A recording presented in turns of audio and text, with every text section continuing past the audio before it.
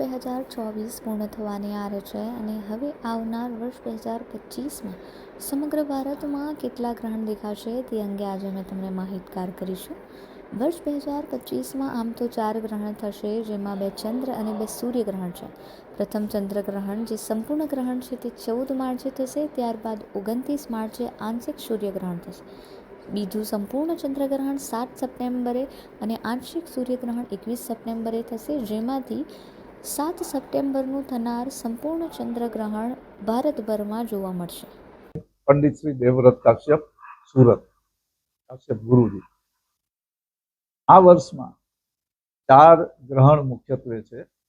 એમાં ફાગણ સુદ પૂનમ શુક્રવાર તારીખ 14 માર્ચ 2025 આ દિવસે સિંહ અને કન્યા રાશિમાં ખંડગ્રાસ ગ્રહણ ચંદ્રગ્રહણ થવાનું છે, જે ભારતમાં દેખાવાનું નથી, એટલે પાળવાનું રહેશે નહીં.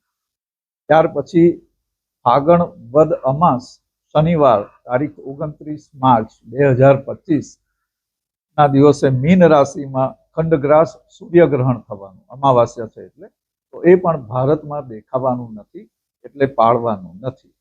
ત્યાર પછી ભાદરવા સુદ પૂનમ જે શ્રાદ્ધ પક્ષ શરૂ થવાનું તે દિવસે કુંભ રાશિમાં ખગ્રાસ ચંદ્રગ્રહણ, જેને બ્લડ મૂન કહેવાય, તે ગ્રહણ થવાનું છે અને એ ખાસો લાંબો સમય ચાલવાનો છે. એ ભારતમાં દેખાશે, એટલે કે 7 સપ્ટેમ્બર 2025નું ગ્રહણ પાળવાનું રહેશે. અને છેલ્લે ભાદરવા વદ અમાસ રવિવાર તારીખ 21/9/2025 આ જે ગ્રહણ છે તે કન્યા રાશિમાં થશે, સૂર્યગ્રહણ છે અને ભારતમાં દેખાવાનું નથી, એટલે પાળવાનું રહેશે નહીં.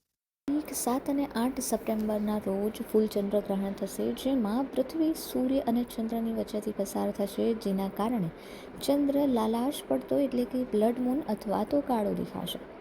ભારતમાં 7 સપ્ટેમ્બરે રાત્રે 8:58 વાગે શરૂ થતા ગ્રહણને જોઈ શકશે, જેમાં પૂર્ણ તબક્કો સવારે 11 વાગે શરૂ થશે અને 8 સપ્ટેમ્બરના રોજ બપોરે 12 વાગ્યા સુધીમાં સમાપ્ત થશે. સમગ્ર ગ્રહણ પ્રક્રિયા કેટલાક કલાકો સુધી ચાલશે. આ દરમિયાન ચંદ્ર પૃથ્વીના પડછાયામાંથી પસાર થતા લાલાશ પડતો કે કાળા કલરનો જોવા મળશે.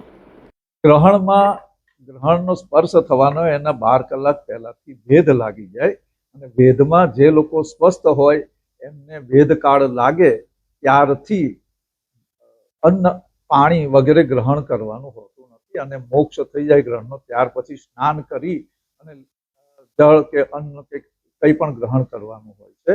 આમાંથી વૃદ્ધ, બીમાર, બાળકો અને સગર્ભા સ્ત્રીઓને છૂટ આપવામાં આવેલી.